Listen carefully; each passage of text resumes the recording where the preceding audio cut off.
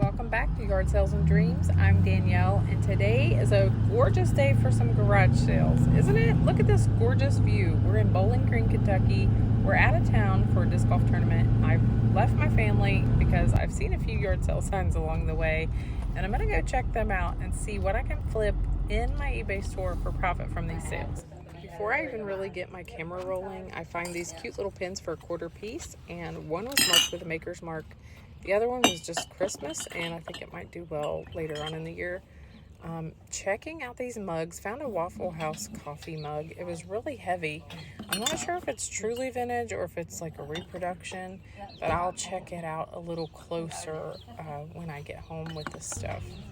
I don't see any more mugs, so I come over here and I'm checking this stuff out, and I see these Canary Puma shoes sitting on the ground there.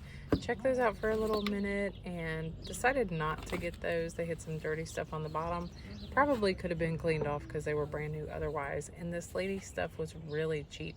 She had high prices marked on her things, but she was walking around saying the prices on the items didn't match what she was selling them for.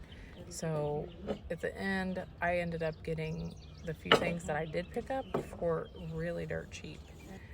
When I initially reached to pick this up, I remember thinking that it was an oversized chess piece or something, but it's not. It is a vintage souvenir from Hawaii made out of lava rock, and you don't know how bad that I wanted to take this thing home and like find it the perfect person on eBay to buy it and just love it. But unfortunately, the sell-through rate was terrible. There was like a bunch of them listed and very little of them had sold. So I passed on that one. I'm going to get out of this yard sale. I'm going to get you into the next one. I really do wish we were home because I would have bought those chairs. $10.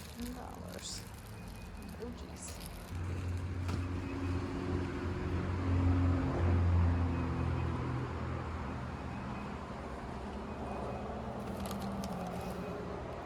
I end up picking up this little picture frame. It was really cute, and I'm gonna sell it for probably 15 bucks in my store.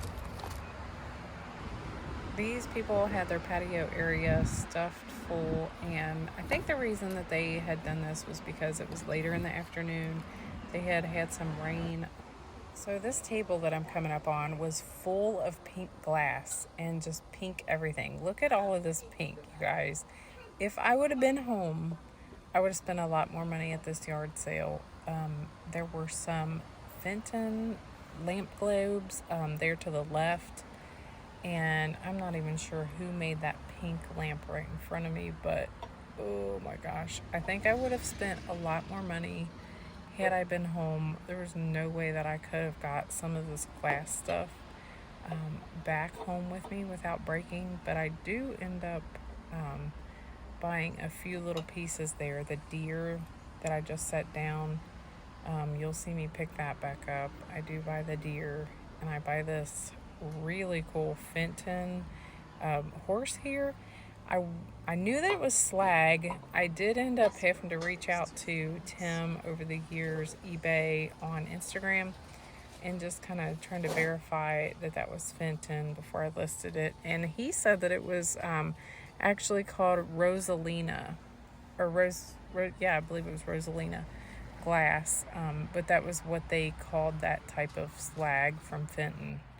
I found a few things that aren't marked. I'm fixing to mark everything. Oh, you're fine. I just was curious about what you wanted for those two. Oh, those? Yeah. Okay, I'll take $5 for this and $1 for that. Okay, I'll do that. Can that be my pile then? Sure. Okay, great. There's a lot of new mixed with vintage here, so it made it a little bit difficult to decide what I wanted. I thought this was vintage initially. I thought that it looked really similar to a Curtis Jeer sculpture, so I put it in my pile.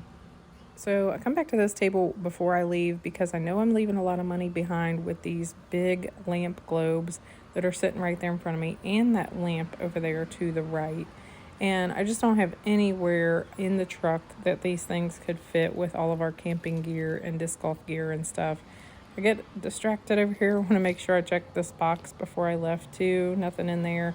So I shift my attention back to the table.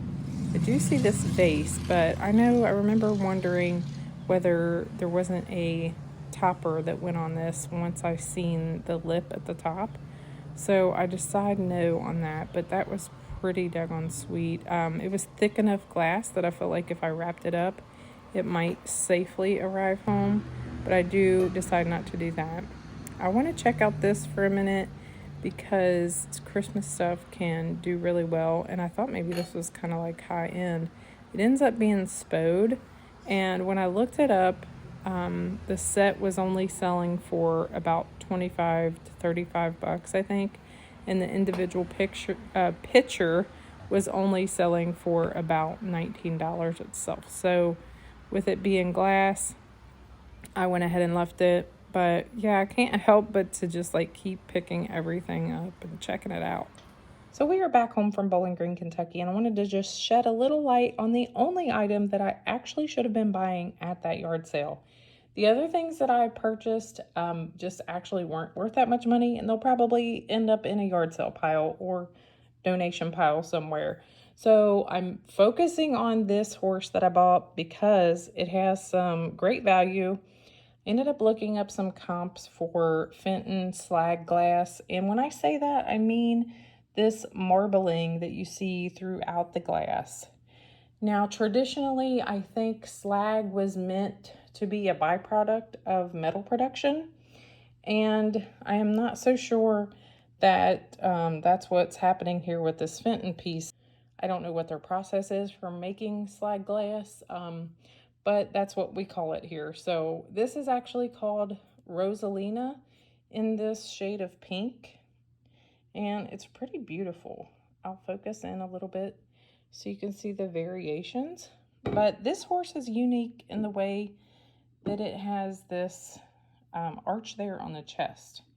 I just think it's really cool. So like I said, I came up with that $525 mark in looking up some of the comps on eBay that sold in the past 90 days, and that's where I came up with that number. If you guys know my channel very much, I am one big proponent for best offer on eBay, and if someone shoots me an offer, probably for more than a couple $100, it's going to be sold. But yeah, I'm really happy that I picked up that piece for $5, and gosh, there were so much pretty things on that glass table that I wish we would have been closer to home and not had a truck full of camping gear and disc golf gear, because I would have bought a lot more. A few days later, I went to a thrift store, picked up this Texas ware bowl for $4. This is one of the larger bowls. It's the number 125, and I get to put it with my own collection of these other Texas ware bowls that I have. They have a little more speckle in them, and I've had these for years. I always pick them up at yard sales and estate sales when I find them, and I never have resold them. They've always just really been something that I wanted to keep, so I'll be keeping those. But yeah, to find that large one for $4, it could sell anywhere in between $50 and $75 if I were to choose to sell it, but it's gonna stay right here with me. As always, thank you so much for watching. Share this video with a friend if you'd like to, and give this video a thumbs up. It really helps my channel. And subscribe to my channel if you want to as well. That really lets YouTube know that you like what you're seeing here, and I'll see you on the next one.